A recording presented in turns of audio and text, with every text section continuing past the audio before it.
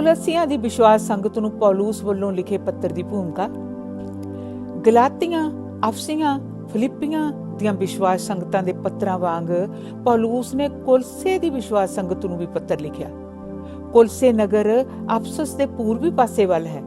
ਇਸ ਵਿਸ਼ਵਾਸ ਸੰਗਤ ਜਾਣੀ ਕਿ ਕੁਲਸੇ ਦੀ ਕਲੀਸਿਆ ਦੀ ਸਥਾਪਨਾ ਸੰਤ ਪੌਲੂਸ ਨੇ ਨਹੀਂ ਕੀਤੀ ਸੀ, ਪਰ ਉਹ ਇਸ ਇਲਾਕੇ ਜਿਸ ਵਿੱਚ ਇਹ ਨਗਰ ਸਥਿਤ ਸੀ ਲਈ ਆਪਣੀ ਜ਼ਿੰਮੇਵਾਰੀ ਸਮਝਦਾ ਸੀ। ਉਹ ਰੋਮ ਸਾਮਰਾਜ ਦੇ ਪ੍ਰਾਂਤ ਅਸੀਆ ਦੀ ਰਾਜਧਾਨੀ ਵਿੱਚ ਅਫਸਸ ਤੋਂ ਮਸੀਹੀ ਸੇਵਾਦਾਰ ਕੁਲਸੇ ਵਿੱਚ ਘੱਲਿਆ ਕਰਦਾ ਸੀ। ਇਸ ਦੇ ਦੌਰਾਨ ਸੰਤ ਪੌਲੂਸ ਨੂੰ ਪਤਾ ਲੱਗਾ ਕਿ ਕੁਲਸੇ ਵਿੱਚ ਕੁਝ ਝੂਠੇ ਸਿੱਖਿਅਕ ਹਨ ਜੋ ਇਹਨਾਂ ਲੋਕਾਂ ਨੂੰ ਕੁਰਾਹੇ ਪਾਉਂਦੇ ਨੇ ਕਿ ਪਰਮੇਸ਼ਰ ਨੂੰ ਜਾਣਨ ਲਈ ਤੇ ਪੂਰਨ ਮੁਕਤੀ ਦੀ ਪ੍ਰਾਪਤੀ ਲਈ ਕੁਝ ਧਾਰਮਿਕ ਸ਼ਾਸਕਾਂ ਅਤੇ ਸ਼ਕਤੀਆਂ ਦੀ ਪੂਜਾ ਕਰਨੀ ਜ਼ਰੂਰੀ ਹੈ। ਇਸ ਤੋਂ ਇਲਾਵਾ ਉਹ ਸਿੱਖਿਅਕ ਕਹਿੰਦੇ ਸਨ ਕਿ ਸੁੰਨਤ ਵੀ ਕਰਾਉਣੀ ਜ਼ਰੂਰੀ ਹੈ ਅਤੇ ਭੋਜਨ ਤੇ ਹੋਰ ਮਾਮਲਿਆਂ ਸੰਬੰਧੀ ਕੁਝ ਰੀਤਾਂ ਰਿਵਾਜਾਂ ਦੀ ਪਾਲਣਾ ਕਰਨੀ ਵੀ ਜ਼ਰੂਰੀ ਹੈ। ਪਰ ਸੰਤ ਪੌਲੂਸ ਨੇ ਇਹਨਾਂ ਸਭ ਝੂਠੀਆਂ ਸਿੱਖਿਆਵਾਂ ਦਾ ਖੰਡਨ ਮਸੀਹੀ ਸੰਦੇਸ਼ ਦੀ ਸੱਚਾਈ ਨੂੰ ਮੁੱਖ ਰੱਖ ਕੇ ਕੀਤਾ। ਉਸ ਦੇ ਸੰਦੇਸ਼ ਦਾ ਮੂਲ ਇਹ ਹੈ ਕਿ ਮਸੀਹ ਯਿਸੂ ਹੀ ਪੂਰਨ ਮੁਕਤੀ ਦੇ ਸਕਦਾ ਹੈ ਅਤੇ ਇਹ ਸਭ ਰੀਤਾਂ ਰਸਮਾਂ ਕੇਵਲ ਮਸੀਹ ਤੋਂ ਦੂਰ ਰੱਖਣ ਲਈ ਹਨ। ਮਸੀਹ ਦੇ ਰਾਹੀਂ ਪਰਮੇਸ਼ਰ ਨੇ ਸੰਸਾਰ ਦੀ ਰਚਨਾ ਕੀਤੀ ਤੇ ਉਸੇ ਦੇ ਰਾਹੀਂ ਉਹ ਇਸ ਨੂੰ ਆਪਣੇ ਕੋਲ ਬੁਲਾ ਰਿਹਾ ਹੈ। ਮਸੀਹ ਦੀ ਸੰਗਤ ਹੀ ਸੰਸਾਰ ਦੀ ਮੁਕਤੀ ਦੀ ਇੱਕੋ ਇੱਕ ਉਮੀਦ ਹੈ। ਸੰਤ ਪੌਲੂਸ ਨੇ ਇਸ ਪੱਤਰ ਵਿੱਚ ਆਪਣੀ ਜ਼ਰੂਰੀ ਸਿੱਖਿਆ ਦਾ ਅਰਥ ਵਿਸ਼ਵਾਸੀਆਂ ਦੇ ਜੀਵਨ ਲਈ ਬਿਆਨ ਕੀਤਾ ਹੈ। ਇਹ ਪੱਤਰ ਸੰਤ ਪੌਲੂਸ ਨੇ ਭਰਾ ਤਿਖਿਕਸ ਦੇ ਹੱਥੀਂ ਕੁਲਸੇ ਨਿਵਾਸੀਆਂ ਕੋਲ ਘੱਲਿਆ ਸੀ, ਜਿਸ ਦੇ ਨਾਲ ਓਨੇਸਮ ਜੋ ਇੱਕ ਗੁਲਾਮ ਸੀ ਵੀ ਗਿਆ ਸੀ, ਜਿਸ ਦੇ ਕੋਲ ਸੰਤ ਪੌਲੂਸ ਨੇ ਫਿਲੋਮੋਨ ਨੂੰ ਇੱਕ ਪੱਤਰ ਲਿਖਿਆ ਸੀ। ਕੁਲੱਸੀਆਂ ਦੀ ਕਿਤਾਬ ਅਧਿਆਇ 1। ਪੌਲੂਸ ਜੋ ਪਰਮੇਸ਼ਰ ਦੀ ਇੱਛਾ ਨਾਲ ਮਸੀਹ ਯਿਸੂ ਦਾ ਸੰਦੇਸ਼ ਵਾਹਕ ਹੈ ਅਤੇ ਭਰਾ ਤਿਮੋਥੀਉਸ ਵੱਲੋਂ ਕੁਲਸੇ ਨਿਵਾਸੀ ਪਰਮੇਸ਼ਰ ਦੇ ਸਭ ਲੋਕਾਂ ਨੂੰ ਜੋ ਕੁਲਸੇ ਵਿੱਚ ਅਤੇ ਜੋ ਮਸੀਹ ਦੇ ਵਿੱਚ ਸਾਡੇ ਵਿਸ਼ਵਾਸੀ ਭਰਾ ਹਨ, ਨਮਸਕਾਰ। ਸਾਡੇ ਪਰਮੇਸ਼ਰ ਪਿਤਾ ਵੱਲੋਂ ਤੁਹਾਨੂੰ ਕਿਰਪਾ ਅਤੇ ਸ਼ਾਂਤੀ ਦਾ ਦਾਨ ਮਿਲੇ। ਅਸੀਂ ਹਮੇਸ਼ਾ ਪ੍ਰਭੂ ਯਿਸੂ ਮਸੀਹ ਦੇ ਪਿਤਾ ਅਰਥਾਤ ਪਰਮੇਸ਼ਰ ਦਾ ਤੁਹਾਡੇ ਲਈ ਆਪਣੀ ਪ੍ਰਾਰਥਨਾ ਵਿੱਚ ਧੰਨਵਾਦ ਕਰਦੇ ਹਾਂ, ਕਿਉਂਕਿ ਅਸੀਂ ਤੁਹਾਡੇ ਮਸੀਹ ਯਿਸੂ ਉਤਲੇ ਵਿਸ਼ਵਾਸ ਅਤੇ ਸਭ ਮਸੀਹੀ ਵਿਸ਼ਵਾਸੀਆਂ ਵੱਲ ਤੁਹਾਡੇ ਪਿਆਰ ਦੇ ਬਾਰੇ ਸੁਣਿਆ ਹੈ। ਇਸ ਦਾ ਸੋਮਾ ਉਹ ਉਮੀਦ ਹੈ ਜੋ ਤੁਹਾਡੇ ਲਈ ਸਵਰਗ ਵਿੱਚ ਸੁਰੱਖਿਅਤ ਹੈ। ਇਸ ਉਮੀਦ ਬਾਰੇ ਤੁਸੀਂ ਉਸ ਸਮੇਂ ਸੁਣਿਆ ਸੀ ਜਦੋਂ ਤੁਹਾਡੇ ਕੋਲ ਸੱਤ ਦਾ ਸੰਦੇਸ਼ ਅਰਥਾਤ ਸ਼ੁਭ ਸਮਾਚਾਰ ਪਹਿਲੀ ਵਾਰ ਆਇਆ। ਇਹ ਸਾਰੇ ਸੰਸਾਰ ਵਿੱਚ ਵੱਧ ਫੁੱਲ ਰਿਹਾ ਹੈ, ਜਿਸ ਤਰ੍ਹਾਂ ਕਿ ਤੁਹਾਡੇ ਵਿੱਚ ਉਸ ਦਿਨ ਤੋਂ ਜਿਸ ਦਿਨ ਤੁਸੀਂ ਸਭ ਤੋਂ ਪਹਿਲਾਂ ਪਰਮੇਸ਼ਰ ਦੀ ਕਿਰਪਾ ਬਾਰੇ ਸੁਣਿਆ ਅਤੇ ਇਸ ਦੀ ਸੱਚਾਈ ਨੂੰ ਜਾਣਿਆ ਸੀ। ਸਾਡੇ ਸੇਵਾ ਦੇ ਸਾਥੀ ਐਪਫਰਾਸ ਜੋ ਸਾਡਾ ਪਿਆਰਾ ਅਤੇ ਸਾਡੇ ਵੱਲੋਂ ਮਸੀਹ ਦਾ ਵਿਸ਼ਵਾਸਯੋਗ ਸੇਵਾਦਾਰ ਹੈ, ਰਾਹੀਂ ਤੁਸੀਂ ਇਹ ਸਭ ਸਿੱਖਿਆ ਸੀ। ਉਸੇ ਨੇ ਸਾਨੂੰ ਤੁਹਾਡੇ ਉਸ ਪਿਆਰ ਬਾਰੇ ਸਮਾਚਾਰ ਦਿੱਤਾ ਸੀ ਜੋ ਤੁਹਾਨੂੰ ਪਵਿੱਤਰ ਆਤਮਾ ਦੀ ਪ੍ਰੇਰਣਾ ਨਾਲ ਮਿਲਿਆ ਹੈ। ਇਹੀ ਕਾਰਨ ਹੈ ਕਿ ਜਿਸ ਦਿਨ ਤੋਂ ਅਸੀਂ ਸੁਣਿਆ ਹੈ ਕਿ ਅਸੀਂ ਤੁਹਾਡੇ ਲਈ ਲਗਾਤਾਰ ਪ੍ਰਾਰਥਨਾ ਕਰ ਰਹੇ ਹਾਂ। ਸਾਡੀ ਪਰਮੇਸ਼ਰ ਅੱਗੇ ਪ੍ਰਾਰਥਨਾ ਹੈ ਕਿ ਉਹ ਤੁਹਾਨੂੰ ਆਤਮਿਕ ਗਿਆਨ ਅਤੇ ਸਮਝ ਦੇਵੇ ਤਾਂ ਜੋ ਤੁਸੀਂ ਉਸ ਦੀ ਪੂਰਨ ਇੱਛਾ ਨੂੰ ਜਾਣ ਸਕੋ। ਸਾਡੀ ਪ੍ਰਾਰਥਨਾ ਹੈ ਕਿ ਤੁਸੀਂ ਪ੍ਰਭੂ ਦੇ ਯੋਗ ਜੀਵਨ ਗੁਜ਼ਾਰੋ, ਜਿਸ ਤੋਂ ਉਹ ਹਰ ਤਰ੍ਹਾਂ ਨਾਲ ਖੁਸ਼ ਹੋਵੇ ਅਤੇ ਇਸੇ ਤਰ੍ਹਾਂ ਤੁਸੀਂ ਹਰ ਤਰ੍ਹਾਂ ਦੀ ਭਲਾਈ ਨਾਲ ਫੁੱਲਵੰਤ ਹੋਵੋ ਅਤੇ ਪਰਮੇਸ਼ਰ ਦੇ ਗਿਆਨ ਪ੍ਰਾਪਤੀ ਵਿੱਚ ਹੋਰ ਅਧਿਕ ਤੋਂ ਅਧਿਕ ਵਧਦੇ ਜਾਓ। ਸਾਡੀ ਪ੍ਰਾਰਥਨਾ ਹੈ ਕਿ ਪਰਮੇਸ਼ਰ ਆਪਣੀ ਅਸੀਮ ਸ਼ਕਤੀ ਨਾਲ ਤੁਹਾਨੂੰ ਇੰਨਾ ਬਲ ਦੇਵੇ ਕਿ ਤੁਸੀਂ ਹਰ ਤਰ੍ਹਾਂ ਦੀ ਹਾਲਤ ਦਾ ਮੁਕਾਬਲਾ ਅਟੱਲਤਾ, ਧੀਰਜ ਅਤੇ ਆਨੰਦ ਨਾਲ ਕਰ ਸਕੋ। ਪਰਮੇਸ਼ਰ ਪਿਤਾ ਦਾ ਧੰਨਵਾਦ ਕਰੋ ਜਿਸ ਨੇ ਤੁਹਾਨੂੰ ਇਸ ਯੋਗ ਬਣਾਇਆ ਕਿ ਤੁਸੀਂ ਉਸ ਦੇ ਸਾਹਮਣੇ ਲੋਕਾਂ ਦੇ ਨਾਲ ਚਾਨਣ ਵਾਲੇ ਜੀਵਨ ਵਿੱਚ ਰਹਿ ਸਕੋ। ਉਹੀ ਸਾਨੂੰ ਹਨੇਰੇ ਦੀ ਸ਼ਕਤੀ ਤੋਂ ਬਚਾ ਕੇ ਆਪਣੇ ਪੁੱਤਰ ਦੇ ਰਾਜ ਵਿੱਚ ਲੈ ਆਇਆ, ਜਿਸ ਦੇ ਦੁਆਰਾ ਸਾਨੂੰ ਆਜ਼ਾਦੀ ਅਤੇ ਪਾਪਾਂ ਤੋਂ ਮਾਫੀ ਮਿਲੀ ਹੈ। ਉਹ ਅਣਦੇਖੇ ਪਰਮੇਸ਼ਰ ਦਾ ਦੇਖਿਆ ਜਾਣ ਵਾਲਾ ਸਰੂਪ ਹੈ। ਉਸ ਦੀ ਸ੍ਰਿਸ਼ਟੀ ਵਿੱਚ ਸਭ ਤੋਂ ਪਹਿਲੀ ਥਾਂ ਹੈ। ਉਸੇ ਦੇ ਰਾਹੀਂ ਹੀ ਪਰਮੇਸ਼ਰ ਨੇ ਆਕਾਸ਼ ਅਤੇ ਧਰਤੀ ਉਤਲੀਆਂ ਸਭ ਦੇਖੀਆਂ ਅਤੇ ਅਣਦੇਖੀਆਂ ਚੀਜ਼ਾਂ ਦੀ ਰਚਨਾ ਕੀਤੀ ਸੀ। ਗੱਲ ਕੀ ਸਭ ਸਿੰਘਾਸਨ ਪਾਤਸ਼ਾਹੀਆਂ, ਰਾਜੇ ਮਹਾਰਾਜੇ ਅਤੇ ਸ਼ਕਤੀਆਂ ਸਭ ਕੁਝ ਉਸੇ ਦੇ ਦੁਆਰਾ ਅਤੇ ਉਸੇ ਦੇ ਲਈ ਪਰਮੇਸ਼ਰ ਨੇ ਪੈਦਾ ਕੀਤੇ ਸਨ। ਉਹ ਸਭ ਚੀਜ਼ਾਂ ਤੋਂ ਪਹਿਲਾਂ ਵਿਦਮਾਨ ਸੀ ਅਤੇ ਸਭ ਸ੍ਰਿਸ਼ਟੀ ਦੀ ਏਕਤਾ ਉਸੇ ਵਿੱਚ ਹੈ। ਉਹ ਆਪਣੇ ਸਰੀਰ ਅਰਥਾਤ ਵਿਸ਼ਵਾਸ ਸੰਗਤ ਦਾ ਸਿਰ ਹੈ ਅਤੇ ਉਹ ਉਸ ਦਾ ਸ਼ੁਰੂ ਵੀ ਹੈ। ਉਹ ਸਭ ਤੋਂ ਪਹਿਲਾਂ ਮੁਰਦਿਆਂ ਵਿੱਚੋਂ ਜੀ ਉੱਠਿਆ ਕਿ ਉਹ ਸਭ ਚੀਜ਼ਾਂ ਵਿੱਚ ਸਭ ਤੋਂ ਉੱਚੀ ਥਾਂ ਪ੍ਰਾਪਤ ਕਰੇ। ਪਰਮੇਸ਼ਰ ਨੂੰ ਆਪ ਹੀ ਚੰਗਾ ਲੱਗਾ ਕਿ ਉਹ ਆਪ ਉਸ ਵਿੱਚ ਆਪਣੀ ਸਭ ਪੂਰਨਤਾ ਨਾਲ ਵਾਸ ਕਰੇ। ਉਸੇ ਨੂੰ ਪਰਮੇਸ਼ਰ ਨੇ ਸਭ ਚੀਜ਼ਾਂ ਦਾ ਆਪਣੇ ਨਾਲ ਮੇਲ ਕਰਾਉਣ ਦੇ ਲਈ ਚੁਣਿਆ, ਅਰਥਾਤ ਆਪਣੇ ਨਾਲ ਸੁਲ੍ਹਾ ਆਪਣੇ ਪੁੱਤਰ ਦਾ ਸਲੀਬ ਤੇ ਖੂਨ ਬਹਾਉਣ ਦੇ ਰਾਹੀਂ, ਚਾਹੇ ਉਹ ਧਰਤੀ ਤੇ ਹੋਣ ਜਾਂ ਆਕਾਸ਼ ਤੇ। ਇੱਕ ਸਮਾਂ ਸੀ ਜਦੋਂ ਤੁਸੀਂ ਵੀ ਪਰਮੇਸ਼ਰ ਤੋਂ ਦੂਰ ਸੀ ਅਤੇ ਆਪਣੇ ਭੈੜੇ ਵਿਚਾਰਾਂ ਅਤੇ ਕੰਮਾਂ ਕਰਕੇ ਉਸ ਦੇ ਦੁਸ਼ਮਣ ਸੀ। ਪਰ ਪਰਮੇਸ਼ਰ ਨੇ ਆਪਣੇ ਪੁੱਤਰ ਦੇ ਰਾਹੀਂ ਅਰਥਾਤ ਉਸ ਦੀ ਸਰੀਰਕ ਮੌਤ ਦੇ ਰਾਹੀਂ ਤੁਹਾਡਾ ਮੇਲ ਆਪਣੇ ਨਾਲ ਕੀਤਾ ਕਿ ਉਹ ਤੁਹਾਨੂੰ ਆਪਣੇ ਸਾਹਮਣੇ ਸ਼ੁੱਧ, ਨਿਹਕਲੰਕ ਅਤੇ ਨਿਰਦੋਸ਼ੀ ਹਾਲਤ ਵਿੱਚ ਪੇਸ਼ ਕਰੇ। ਹੁਣ ਕੇਵਲ ਤੁਸੀਂ ਆਪਣੇ ਵਿਸ਼ਵਾਸ ਵਿੱਚ ਹੋਰ ਅੱਗੇ ਵਧੋ ਅਤੇ ਅਟਲ ਰਹੋ। ਆਪਣੀ ਉਸ ਉਮੀਦ ਨੂੰ ਨਾ ਛੱਡੋ ਜੋ ਤੁਹਾਨੂੰ ਸ਼ੁਭ ਸਮਾਚਾਰ ਦੇ ਸੁਣਨ ਦੁਆਰਾ ਮਿਲੀ ਹੈ। ਇਸ ਸ਼ੁਭ ਸਮਾਚਾਰ ਦਾ ਪ੍ਰਚਾਰ ਆਕਾਸ਼ ਹੇਠ ਪਰਮੇਸ਼ਰ ਦੀ ਸਭ ਰਚਨਾ ਵਿੱਚ ਕੀਤਾ ਗਿਆ ਹੈ ਅਤੇ ਮੈਂ ਪੌਲੂਸ ਇਸੇ ਦਾ ਸੇਵਾਦਾਰ ਥਾਪਿਆ ਗਿਆ ਹਾਂ। ਇਸ ਲਈ ਮੈਨੂੰ ਹੁਣ ਤੁਹਾਡੀ ਖਾਤਰ ਦੁੱਖ ਸਹਿ ਕੇ ਖੁਸ਼ੀ ਮਿਲ ਰਹੀ ਹੈ। ਇਸ ਤਰ੍ਹਾਂ ਮੈਂ ਆਪਣੇ ਦੁੱਖਾਂ ਦੇ ਰਾਹੀਂ ਮਸੀਹ ਦੇ ਪਿੱਛੇ ਰਹਿ ਚੁੱਕੇ ਦੁੱਖਾਂ ਨੂੰ ਉਸ ਦੇ ਸਰੀਰ ਅਰਥਾਤ ਵਿਸ਼ਵਾਸ ਸੰਗਤ ਵੱਲੋਂ ਪੂਰਾ ਕਰ ਰਿਹਾ ਹਾਂ। ਪਰਮੇਸ਼ਰ ਨੇ ਮੈਨੂੰ ਆਪਣੀ ਵਿਸ਼ਵਾਸ ਸੰਗਤ ਦਾ ਸੇਵਾਦਾਰ ਥਾਪਿਆ ਹੈ। ਉਸ ਨੇ ਮੈਨੂੰ ਤੁਹਾਡੀ ਖਾਤਰ ਇਹ ਖਾਸ ਸੇਵਾ ਦਾ ਕੰਮ ਸੌਂਪਿਆ ਹੈ ਕਿ ਮੈਂ ਤੁਹਾਡੇ ਸਾਹਮਣੇ ਪਰਮੇਸ਼ਰ ਦੇ ਸੰਦੇਸ਼ ਨੂੰ ਪੂਰੀ ਤਰ੍ਹਾਂ ਨਾਲ ਰੱਖਾਂ, ਅਰਥਾਤ ਉਸ ਭੇਤ ਨੂੰ ਪ੍ਰਗਟ ਕਰਾਂ ਜੋ ਸਭ ਆਕਾਸ਼ੀ ਸ਼ਕਤੀਆਂ ਅਤੇ ਧਰਤੀ ਦੇ ਲੋਕਾਂ ਕੋਲੋਂ ਅੱਜ ਤੱਕ ਗੁਪਤ ਰਿਹਾ ਹੈ, ਪਰ ਹੁਣ ਅੰਤ ਵਿੱਚ ਉਸ ਨੇ ਆਪਣੇ ਲੋਕਾਂ ਤੇ ਪ੍ਰਗਟ ਕੀਤਾ ਹੈ। ਪਰਮੇਸ਼ਰ ਨੇ ਆਪਣੀ ਇੱਛਾ ਨਾਲ ਆਪਣੇ ਲੋਕਾਂ ਤੇ ਇਹ ਪ੍ਰਗਟ ਕੀਤਾ ਹੈ ਕਿ ਉਹ ਭੇਤ ਸਭ ਕੌਮਾਂ ਦੇ ਲਈ ਕਿੰਨਾ ਵਡਿਆਈ ਵਾਲਾ ਅਤੇ ਜ਼ਰੂਰੀ ਹੈ। ਉਹ ਭੇਤ ਇਹ ਹੈ ਕਿ ਮਸੀਹ ਤੁਹਾਡੇ ਵਿੱਚ ਹੈ, ਜੋ ਅੱਗੇ ਆਉਣ ਵਾਲੀ ਤੁਹਾਡੀ ਵਡਿਆਈ ਦੀ ਪੂਰਨ ਉਮੀਦ ਹੈ। ਅਸੀਂ ਉਸੇ ਦਾ ਪ੍ਰਚਾਰ ਸਭ ਮਨੁੱਖਾਂ ਸਾਹਮਣੇ ਕਰਦੇ ਹਾਂ।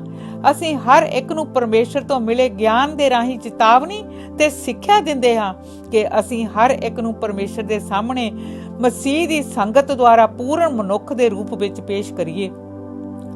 ਇਸੇ ਉਦੇਸ਼ ਪ੍ਰਾਪਤੀ ਲਈ ਉਸ ਦੀ ਮੇਰੇ ਵਿੱਚ ਕੰਮ ਕਰ ਰਹੀ ਸ਼ਕਤੀ ਦੁਆਰਾ ਮੈਂ ਇਹ ਸਭ ਮਿਹਨਤ ਅਤੇ ਸੰਘਰਸ਼ ਕਰ ਰਿਹਾ ਹਾਂ। ਕੁਲੱਸੀਆਂ ਦੀ ਕਿਤਾਬ ਅਧਿਆਇ 2। ਮੈਂ ਤੁਹਾਨੂੰ ਦੱਸਣ ਦਾ ਚਾਹਵਾਨ ਹਾਂ ਕਿ ਮੈਂ ਕਿੰਨੀ ਮਿਹਨਤ ਨਾਲ ਤੁਹਾਡੇ ਲਈ, ਲੌਦੀਕੀਆ ਨਿਵਾਸੀਆਂ ਲਈ ਅਤੇ ਉਹਨਾਂ ਸਭ ਲਈ ਜਿਨ੍ਹਾਂ ਨੂੰ ਮੈਂ ਕਦੇ ਵੀ ਨਹੀਂ ਮਿਲਿਆ ਹਾਂ, ਸੰਘਰਸ਼ ਕਰ ਰਿਹਾ ਹਾਂ। ਮੈਂ ਉਹਨਾਂ ਨੂੰ ਧੀਰਜ ਦੇਣ ਦਾ ਚਾਹਵਾਨ ਹਾਂ।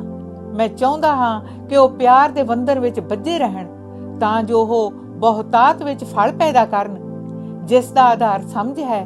ਮੈਂ ਇਹ ਵੀ ਚਾਹੁੰਦਾ ਹਾਂ ਕਿ ਉਹ ਪਰਮੇਸ਼ਰ ਦੇ ਉਸ ਭੇਤ ਨੂੰ ਜਾਣਨ ਜੋ ਮਸੀਹ ਹੀ ਹੈ। ਉਸੇ ਵਿੱਚ ਹੀ ਪਰਮੇਸ਼ਰ ਦੇ ਸਭ ਗਿਆਨ ਅਤੇ ਜਾਣਕਾਰੀ ਦੇ ਖਜ਼ਾਨੇ ਛੁਪੇ ਹਨ। ਮੈਂ ਤੁਹਾਨੂੰ ਇਹ ਇਸ ਲਈ ਦੱਸ ਰਿਹਾ ਹਾਂ ਕਿ ਕੋਈ ਤੁਹਾਨੂੰ ਝੂਠੀਆਂ ਦਲੀਲਾਂ ਨਾਲ ਧੋਖਾ ਨਾ ਦੇਵੇ। ਬੇਸ਼ੱਕ ਮੈਂ ਸਰੀਰਕ ਤੌਰ ਤੇ ਤੁਹਾਡੇ ਤੋਂ ਦੂਰ ਹਾਂ, ਪਰ ਮੈਂ ਆਤਮਿਕ ਤੌਰ ਤੇ ਤੁਹਾਡੇ ਕੋਲ ਹਾਂ। ਮੈਂ ਬਹੁਤ ਖੁਸ਼ ਹਾਂ ਕਿ ਤੁਸੀਂ ਬਹੁਤ ਅਮਨ ਚੈਨ ਨਾਲ ਰਹਿ ਰਹੇ ਹੋ ਅਤੇ ਤੁਹਾਡਾ ਵਿਸ਼ਵਾਸ ਵੀ ਮਸੀਹ ਤੇ ਬਹੁਤ ਅਟੱਲ ਹੈ। ਇਸ ਲਈ ਜਿਸ ਤਰ੍ਹਾਂ ਤੁਸੀਂ ਪ੍ਰਭੂ ਯਿਸੂ ਮਸੀਹ ਨੂੰ ਆਪਣੇ ਜੀਵਨਾਂ ਵਿੱਚ ਥਾਂ ਦਿੱਤੀ ਹੈ, ਹੁਣ ਉਸੇ ਦੀ ਸੰਗਤ ਵਿੱਚ ਰਹਿ ਕੇ ਜੀਵਨ ਵੀ ਗੁਜ਼ਾਰੋ। ਉਸ ਦੀ ਸੰਗਤ ਵਿੱਚ ਆਪਣੇ ਆਪ ਨੂੰ ਪੱਕਿਆਂ ਕਰੋ ਅਤੇ ਉਸ ਵਿੱਚ ਹੋਰ ਵਧੋ ਫੁੱਲੋ। ਨਾਲੇ ਉਸ ਵਿਸ਼ਵਾਸ ਵਿੱਚ ਅਟੱਲ ਰਹੋ ਜਿਸ ਦੀ ਸਿੱਖਿਆ ਤੁਹਾਨੂੰ ਦਿੱਤੀ ਗਈ ਹੈ ਅਤੇ ਇਸ ਦੇ ਨਾਲ ਹੀ ਤੁਹਾਡੇ ਅੰਦਰੋਂ ਧੰਨਵਾਦ ਦੀਆਂ ਜ਼ੋਰਦਾਰ ਲਹਿਰਾਂ ਉੱਠਦੀਆਂ ਰਹਿਣ। ਇਸ ਦਾ ਵੀ ਧਿਆਨ ਰੱਖੋ ਕਿ ਕੋਈ ਵੀ ਤੁਹਾਨੂੰ ਮਨੁੱਖੀ ਤੱਤ ਗਿਆਨ ਦੇ ਆਧਾਰ ਤੇ ਝੂਠੇ ਤੇ ਫੋਕੇ ਵਿਚਾਰਾਂ ਨਾਲ ਕੁਰਾਹੇ ਨਾ ਪਾ ਦੇਵੇ, ਕਿਉਂਕਿ ਇਹੋ ਜਿਹੇ ਸਭ ਵਿਚਾਰ ਮਸੀਹ ਤੋਂ ਨਹੀਂ ਹਨ, ਸਗੋਂ ਸੰਸਾਰ ਦੀਆਂ ਅਧਿਕਾਰੀ ਝੂਠੀਆਂ ਆਤਮਾਵਾਂ ਤੋਂ ਹਨ। ਮਸੀਹ ਵਿੱਚ ਪਰਮੇਸ਼ਰ ਨੇ ਆਪਣੀ ਸਾਰੀ ਭਰਪੂਰੀ ਨਾਲ ਸਰੀਰਕ ਤੌਰ ਤੇ ਵਾਸ ਕੀਤਾ ਹੈ। ਉਸੇ ਵਿੱਚ ਹੀ ਤੁਸੀਂ ਵੀ ਪੂਰਨਤਾ ਪ੍ਰਾਪਤ ਕਰਦੇ ਹੋ। ਸੰਸਾਰ ਦੀਆਂ ਸਭ ਸ਼ਕਤੀਆਂ ਅਤੇ ਅਧਿਕਾਰੀ ਵੀ ਉਸੇ ਦੇ ਅਧੀਨ ਹਨ। ਉਹ ਸਭ ਦਾ ਸਿਰ ਹੈ। ਉਸ ਦੀ ਸੰਗਤ ਵਿੱਚ ਹੀ ਤੁਹਾਡੀ ਸੁੰਨਤ ਹੋਈ ਹੈ। ਇਹ ਸੁੰਨਤ ਸਰੀਰਕ ਨਹੀਂ, ਸਗੋਂ ਇਹ ਮਸੀਹ ਵਿੱਚ ਆਤਮਿਕ ਸੁੰਨਤ ਹੈ, ਜਿਸ ਨਾਲ ਸਾਡਾ ਸਰੀਰਕ ਪਾਪਮਈ ਸੁਭਾਅ ਖਤਮ ਹੋ ਜਾਂਦਾ ਹੈ। ਤੁਸੀਂ ਬਪਤਿਸਮੇ ਦੇ ਰਾਹੀਂ ਮਸੀਹ ਦੇ ਨਾਲ ਦਫਨਾਏ ਗਏ ਹੋ, ਪਰ ਉਸੇ ਦੀ ਸੰਗਤ ਵਿੱਚ ਫਿਰ ਜਿੰਦਾ ਵੀ ਕੀਤੇ ਗਏ ਹੋ, ਕਿਉਂਕਿ ਤੁਸੀਂ ਪਰਮੇਸ਼ਰ ਦੀ ਉਸ ਸ਼ਕਤੀ ਤੇ ਵਿਸ਼ਵਾਸ ਕੀਤਾ ਹੈ ਜਿਸ ਦੇ ਨਾਲ ਉਸ ਨੇ ਮਸੀਹ ਨੂੰ ਮੁਰਦਿਆਂ ਵਿੱਚੋਂ ਜਿੰਦਾ ਕੀਤਾ ਸੀ। ਤੁਸੀਂ ਆਪਣੇ ਪਾਪਾਂ ਕਾਰਨ ਅਤੇ ਸਰੀਰ ਵੱਲੋਂ ਸੁੰਨਤੀ ਹੋਣ ਕਾਰਨ ਮੁਰਦਾ ਸੋ, ਪਰ ਫਿਰ ਵੀ ਪਰਮੇਸ਼ਰ ਨੇ ਤੁਹਾਨੂੰ ਮਸੀਹ ਦੇ ਨਾਲ ਜਿੰਦਾ ਕੀਤਾ ਹੈ। ਉਸ ਨੇ ਸਾਡੇ ਸਾਰੇ ਪਾਪ ਵੀ ਮਾਫ ਕਰ ਦਿੱਤੇ ਹਨ। ਉਸ ਨੇ ਉਸ ਬੰਧਨ ਨੂੰ ਵੀ ਖਤਮ ਕਰ ਦਿੱਤਾ ਹੈ ਜੋ ਸਾਡੇ ਕੋਲੋਂ ਵਿਵਸਥਾ ਪੂਰਤੀ ਦੀ ਮੰਗ ਕਰਦਾ ਸੀ। ਉਹੀ ਸਾਡਾ ਵਿਰੋਧੀ ਸੀ, ਪਰ ਉਸ ਨੇ ਉਸ ਨੂੰ ਲੈ ਕੇ ਸਲੀਬ ਤੇ ਕਿੱਲਾਂ ਨਾਲ ਟੰਗ ਦਿੱਤਾ। ਉਸ ਨੇ ਸਭ ਸੰਸਾਰਕ ਅਧਿਕਾਰੀਆਂ ਅਤੇ ਸ਼ਕਤੀਆਂ ਨੂੰ ਖਤਮ ਕਰ ਦਿੱਤਾ ਅਤੇ ਖੁੱਲੇ ਆਮ ਆਪਣੀ ਜਿੱਤ ਦਾ ਝੰਡਾ ਉਹਨਾਂ ਤੇ ਲਹਿਰਾਇਆ ਹੈ। ਇਸ ਲਈ ਖਾਣ ਪੀਣ ਸੰਬੰਧੀ ਜਾਂ ਕਿਸੇ ਤਿਉਹਾਰ ਮਨਾਉਣ ਜਾਂ ਨਵੇਂ ਚੰਦ ਜਾਂ ਸ਼ਬਦ ਨੂੰ ਮੰਨਣ ਸੰਬੰਧੀ ਹੁਣ ਤੁਹਾਡਾ ਕੋਈ ਨਿਆਂ ਨਾ ਕਰੇ, ਕਿਉਂਕਿ ਇਹ ਸਭ ਚੀਜ਼ਾਂ ਤਾਂ ਅੱਗੇ ਆਉਣ ਵਾਲੇ ਦਾ ਚਿੰਨ੍ਹ ਮਾਤਰ ਸਨ। ਅਸਲੀਅਤ ਤਾਂ ਮਸੀਹ ਹੀ ਹੈ। ਇਹੋ ਜਿਹੇ ਲੋਕੀ ਵੀ ਹਨ ਜੋ ਜਪ ਤਪ ਨੂੰ ਸਭ ਕੁਝ ਮੰਨਦੇ ਹਨ, ਜੋ ਸਵਰਗਦੂਤਾਂ ਦੀ ਪੂਜਾ ਕਰਦੇ ਨੇ, ਜੋ ਆਪਣੇ ਦਰਸ਼ਨਾਂ ਨੂੰ ਬਹੁਤ ਜ਼ਰੂਰੀ ਸਮਝਦੇ ਹਨ ਅਤੇ ਜੋ ਆਪਣੇ ਮਨ ਦੇ ਸੰਸਾਰਕ ਵਿਚਾਰਾਂ ਤੇ ਫੋਕਾ ਹੰਕਾਰ ਕਰਦੇ ਹਨ। ਇਹੋ ਜਿਹੇ ਲੋਕਾਂ ਦੇ ਹੱਥੋਂ ਆਪਣੇ ਆਪ ਨੂੰ ਦੋਸ਼ੀ ਨਾ ਠਹਿਰਨ ਦਿਓ। ਇਹ ਸਭ ਆਪਣੇ ਸਿਰ ਨਾਲੋਂ ਵੱਖ ਹੋ ਚੁੱਕੇ ਹਨ, ਪਰ ਅਸਲ ਵਿੱਚ ਸਿਰ ਹੀ ਹੈ ਜਿਸ ਤੇ ਸਾਰਾ ਸਰੀਰ ਆਧਾਰਿਤ ਹੈ। ਇਸੇ ਤੋਂ ਹੀ ਸਰੀਰ ਦੇ ਸਭ ਅੰਗ ਜੋੜਾਂ ਤੇ ਬੰਧਨਾਂ ਸਮੇਤ ਭੋਜਨ ਪ੍ਰਾਪਤ ਕਰਦੇ ਹਨ ਅਤੇ ਪਰਮੇਸ਼ਰ ਦੀ ਇੱਛਾ ਅਨੁਸਾਰ ਵਾਧੇ ਫੁੱਲਦੇ ਹਨ। ਤੁਸੀਂ ਮਸੀਹ ਦੇ ਨਾਲ ਮਰ ਚੁੱਕੇ ਹੋ ਅਤੇ ਸੰਸਾਰਕ ਅਧਿਕਾਰੀ ਸ਼ਕਤੀਆਂ ਤੋਂ ਆਜ਼ਾਦ ਹੋ ਚੁੱਕੇ ਹੋ। ਫਿਰ ਤੁਸੀਂ ਅਜੇ ਵੀ ਸੰਸਾਰਕ ਰੀਤਾਂ ਅਨੁਸਾਰ ਜੀਵਨ ਕਿਉਂ ਗੁਜ਼ਾਰ ਰਹੇ ਹੋ? ਅਰਥਾਤ ਇਹ ਨਾ ਕਰ, ਉਹ ਨਾ ਖਾ ਅਤੇ ਇਸ ਨੂੰ ਨਾ ਛੂ। ਇਹਨਾਂ ਸਭ ਸਿਧਾਂਤਾਂ ਦਾ ਸੰਬੰਧ ਤਾਂ ਕੇਵਲ ਉਹਨਾਂ ਚੀਜ਼ਾਂ ਨਾਲ ਹੈ ਜੋ ਬਰਤਨ ਦੇ ਪਿੱਛੋਂ ਖਤਮ ਹੋ ਜਾਂਦੀਆਂ ਹਨ। ਇਹ ਸਭ ਕੇਵਲ ਮਨੁੱਖੀ ਆਗਿਆਵਾਂ ਤੇ ਸਿੱਖਿਆਵਾਂ ਹਨ।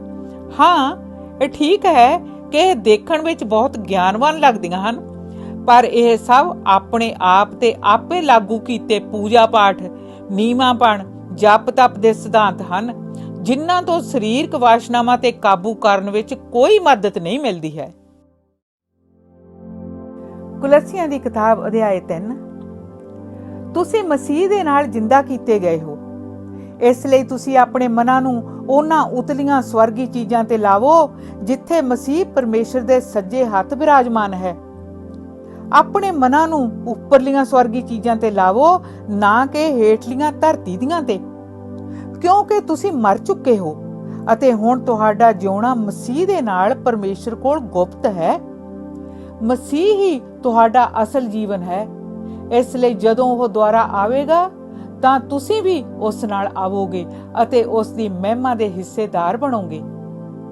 ਇਸ ਲਈ ਤੁਸੀਂ ਆਪਣੀਆਂ ਸਭ ਸੰਸਾਰਕ ਵਾਸ਼ਨਾਵਾਂ ਨੂੰ ਮੌਤ ਦੇ ਹਵਾਲੇ ਕਰ ਦੇਵੋ, ਅਰਥਾਤ ਵਿਭਚਾਰ, ਅਸ਼ੁੱਧਤਾ, ਲਾਲਸਾਵਾਂ, ਬੁਰੀਆਂ ਇਛਾਵਾਂ ਅਤੇ ਲੋਭ, ਜੋ ਮੂਰਤੀ ਪੂਜਾ ਦੇ ਬਰਾਬਰ ਹਨ, ਕਿਉਂਕਿ ਇਹਨਾਂ ਦੇ ਕਾਰਨ ਹੀ ਪਰਮੇਸ਼ਰ ਦੀ ਦੈਵੀ ਸਜ਼ਾ ਉਸ ਦੀ ਆਗਿਆ ਨਾ ਮੰਨਣ ਵਾਲਿਆਂ ਤੇ ਆਉਂਦੀ ਹੈ। ਇੱਕ ਸਮਾਂ ਸੀ ਜਦੋਂ ਇਹ ਸਭ ਚੀਜ਼ਾਂ ਤੁਹਾਡੇ ਜੀਵਨ ਦਾ ਅੰਗ ਸਨ ਅਤੇ ਦੂਜਿਆਂ ਦੀ ਤਰ੍ਹਾਂ ਤੁਸੀਂ ਵੀ ਇਹਨਾਂ ਅਨੁਸਾਰ ਜੀਵਨ ਗੁਜ਼ਾਰਦੇ ਸੋ, ਪਰ ਹੁਣ ਤੁਸੀਂ ਮਸੀਹੀ ਹੋਣ ਦੇ ਨਾਤੇ ਇਹ ਸਭ ਚੀਜ਼ਾਂ ਤਿਆਗ ਦੇਵੋ, ਅਰਥਾਤ ਗੁੱਸਾ, ਚਿੜਚਿੜਾ ਸੁਭਾਅ, ਮੰਦ ਭਾਵਨਾ, ਨਿੰਦਾ ਅਤੇ ਭੈੜੇ ਬੋਲ ਬੋਲਣੇ। ਇੱਕ ਦੂਜੇ ਨਾਲ ਝੂਠ ਨਾ ਬੋਲੋ, ਕਿਉਂਕਿ ਤੁਸੀਂ ਆਪਣੀ ਪੁਰਾਣੀ ਮਨੁੱਖਤਾ ਦੀ ਇਸ ਦੀਆਂ ਭੈੜੀਆਂ ਆਦਤਾਂ ਸਮੇਤ ਤਿਆਗ ਦਿੱਤੀ ਹੈ। ਉਸ ਦੀ ਥਾਂ ਨਵੀਂ ਮਨੁੱਖਤਾ ਆਪਣੇ ਉੱਤੇ ਧਾਰ ਲਈ ਹੈ, ਜੋ ਲਗਾਤਾਰ ਆਪਣੇ ਰਚਣਹਾਰੇ ਦੀ ਸਰੂਪ ਅਨੁਸਾਰ ਨਵੀਂ ਹੁੰਦੀ ਅਤੇ ਉਸ ਦੀ ਪਛਾਣ ਵਿੱਚ ਵੱਧਦੀ ਜਾਂਦੀ ਹੈ। ਇਸ ਨਵੇਂ ਜੀਵਨ ਦੇ ਆਉਣ ਨਾਲ ਸਭ ਤਰ੍ਹਾਂ ਦੇ ਭੇਦਭਾਵ ਖਤਮ ਹੋ ਜਾਂਦੇ ਹਨ। ਯਹੂਦੀ ਤੇ ਯੂਨਾਨੀ ਦਾ, ਸੁੰਨਤੀ ਤੇ ਅਸੁੰਨਤੀ ਦਾ, ਓਪਰੇ ਤੇ ਆਪਣੇ ਦਾ, ਆਜ਼ਾਦ ਤੇ ਗੁਲਾਮ ਦਾ। ਗੱਲ ਕੀ ਮਸੀਹ ਹੀ ਸਭ ਕੁਝ ਹੈ ਅਤੇ ਉਹ ਸਭ ਵਿੱਚ ਹੁੰਦਾ ਹੈ। ਇਸ ਲਈ ਪਰਮੇਸ਼ਰ ਦੇ ਚੁਣਿਆ ਹੋਇਆਂ ਲੋਕਾਂ ਅਰਥਾਤ ਉਸ ਦੇ ਵਿਸ਼ਵਾਸੀਆਂ ਅਤੇ ਪਿਆਰਿਆਂ ਵਰਗਾ ਜੀਵਨ ਗੁਜ਼ਾਰੋ। ਤੁਸੀਂ ਤਰਸਵਾਨ, ਦਇਆਵਾਨ, ਨਮਰ, ਅਸੀਲ ਸੁਭਾਅ ਵਾਲੇ ਅਤੇ ਧੀਰਜਵਾਨ ਬਣੋ। ਇੱਕ ਦੂਜੇ ਦੀ ਸਹਿ ਲਵੋ। ਜੇਕਰ ਕਿਸੇ ਦੇ ਵਿਰੁੱਧ ਕੋਈ ਗਿਲਾ ਹੈ ਤਾਂ ਉਸ ਨੂੰ ਮਾਫ ਕਰ ਦੇਵੇ। ਗੱਲ ਕੀ, ਜਿਸ ਤਰ੍ਹਾਂ ਪ੍ਰਭੂ ਨੇ ਤੁਹਾਨੂੰ ਮਾਫ ਕੀਤਾ ਹੈ ਉਸੇ ਤਰ੍ਹਾਂ ਤੁਸੀਂ ਵੀ ਕਰੋ। ਸਭ ਤੋਂ ਉੱਤਮ ਇਹ ਹੈ, ਤੁਹਾਡੇ ਵਿੱਚ ਪਿਆਰ ਦਾ ਹੋਣਾ ਜ਼ਰੂਰੀ ਹੈ, ਕਿਉਂਕਿ ਪਿਆਰ ਹੀ ਹੈ ਜੋ ਸਭ ਚੀਜ਼ਾਂ ਦੀ ਪੂਰਨ ਏਕਤਾ ਦਾ ਆਧਾਰ ਹੈ। ਮਸੀਹ ਦੀ ਸ਼ਕਤੀ ਨੂੰ ਆਪਣੇ ਦਿਲਾਂ ਵਿੱਚ ਵਾਸ ਕਰਨ ਦਿਓ, ਕਿਉਂਕਿ ਇਸੇ ਦੇ ਲਈ ਤੁਸੀਂ ਉਸ ਦੇ ਸਰੀਰ ਦੇ ਅੰਗ ਕਰਕੇ ਸੱਦੇ ਗਏ ਹੋ। ਹਰ ਸਮੇਂ ਧੰਨਵਾਦ ਕਰਦੇ ਰਹੋ। ਆਪਣੇ ਮਨਾਂ ਵਿੱਚ ਮਸੀਹ ਦੇ ਵਚਨ ਨੂੰ ਵਾਸ ਕਰਨ ਦਿਓ। ਇੱਕ ਦੂਜੇ ਨੂੰ ਪੂਰਨ ਗਿਆਨ ਨਾਲ ਸਿਖਾਓ ਅਤੇ ਸਲਾਹ ਦੇਵੋ। ਹਰ ਸਮੇਂ ਆਪਣੇ ਧੰਨਵਾਦੀ ਮਨਾਂ ਨਾਲ ਪਰਮੇਸ਼ਰ ਦੀ ਉਸਤਤ ਭਜਨਾਂ, ਸ਼ਬਦਾਂ ਅਤੇ ਆਤਮਿਕ ਗੀਤਾਂ ਦੁਆਰਾ ਕਰਦੇ ਰਹੋ। ਗੱਲ ਕੀ, ਜੋ ਕੁਝ ਤੁਸੀਂ ਕਹੋ ਜਾਂ ਕਰੋ ਉਹ ਸਭ ਕੁਝ ਪ੍ਰਭੂ ਯਿਸੂ ਦੇ ਨਾਂ ਤੇ ਕਰੋ ਅਤੇ ਉਸ ਦੇ ਰਾਹੀਂ ਪਰਮੇਸ਼ਰ ਪਿਤਾ ਦਾ ਧੰਨਵਾਦ ਵੀ ਕਰੋ। ਪਤਨੀਓ, ਤੁਸੀਂ ਆਪਣੇ ਪਤੀਆਂ ਦੀ ਆਗਿਆਕਾਰ ਬਣ ਕੇ ਰਹੋ, ਕਿਉਂਕਿ ਤੁਹਾਡਾ ਮਸੀਹੀ ਕਰਤੱਵ ਇਹੀ ਹੈ। ਇਸੇ ਤਰ੍ਹਾਂ ਪਤਿਓ, ਤੁਸੀਂ ਵੀ ਆਪਣੀਆਂ ਪਤਨੀਆਂ ਨੂੰ ਪਿਆਰ ਕਰੋ। ਉਹਨਾਂ ਨਾਲ ਕਿਸੇ ਤਰ੍ਹਾਂ ਦਾ ਖਰਵਾ ਵਰਤਾਓ ਨਾ ਕਰੋ।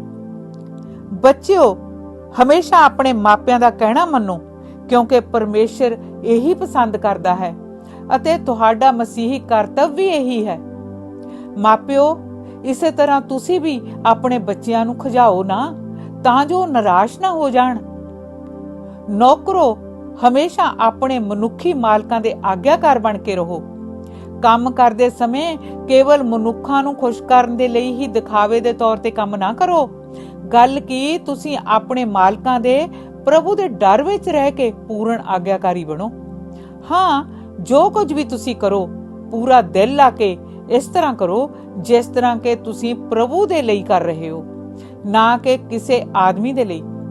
ਯਾਦ ਰੱਖੋ ਕਿ ਤੁਸੀਂ ਪ੍ਰਭੂ ਦੇ ਕੋਲੋਂ ਇਨਾਮ ਪ੍ਰਾਪਤ ਕਰੋਗੇ, ਕਿਉਂਕਿ ਤੁਹਾਡਾ ਅਸਲ ਮਾਲਕ ਉਹੀ ਹੈ। ਜੋ ਕੋਈ ਅਪਰਾਧ ਕਰਦਾ ਹੈ ਉਸ ਨੂੰ ਉਸ ਦੀ ਪੂਰੀ ਸਜ਼ਾ ਮਿਲੇਗੀ। ਪਰਮੇਸ਼ਰ ਕਿਸੇ ਦਾ ਪੱਖ ਨਹੀਂ ਕਰਦਾ ਹੈ। ਕੁਲੀਸੀਆਂ ਦੀ ਕਿਤਾਬ ਅਧਿਆਇ 4।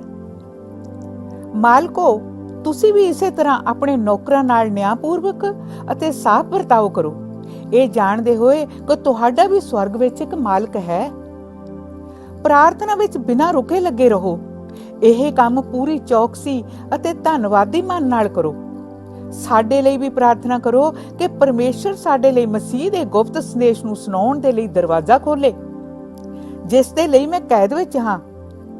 ਪ੍ਰਾਰਥਨਾ ਕਰੋ ਕਿ ਮੈਂ ਇਸ ਨੂੰ ਇਸ ਤਰ੍ਹਾਂ ਸਫਾਈ ਨਾਲ ਪ੍ਰਗਟ ਕਰਾਂ ਜਿਸ ਤਰ੍ਹਾਂ ਕਿ ਮੈਨੂੰ ਕਰਨਾ ਚਾਹੀਦਾ ਹੈ।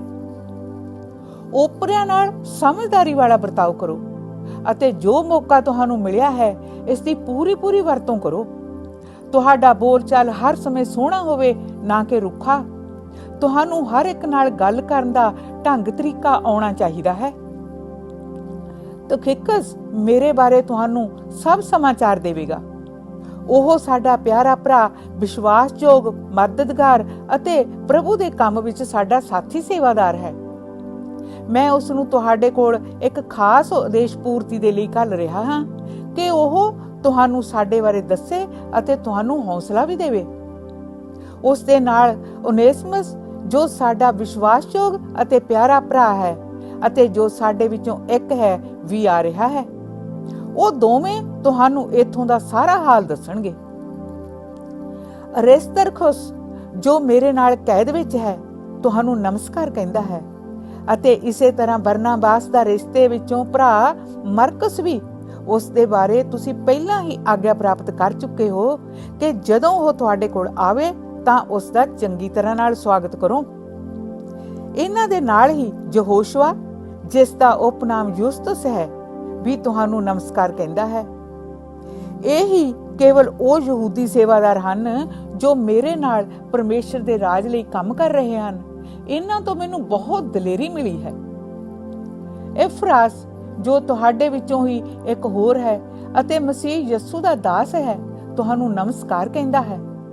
ਉਹ ਹਮੇਸ਼ਾ ਤੁਹਾਡੇ ਲਈ ਪ੍ਰਾਰਥਨਾ ਕਰਦਾ ਹੈ ਕਿ ਤੁਸੀਂ ਪੂਰਨ ਮਸੀਹਾਂ ਦੀ ਤਰ੍ਹਾਂ ਅਟਲ ਰਹੋ ਅਤੇ ਪੂਰਨ ਤੌਰ ਤੇ ਪਰਮੇਸ਼ਰ ਦੀ ਇੱਛਾ ਦੇ ਆਗਿਆਕਾਰੀ ਰਹੋ।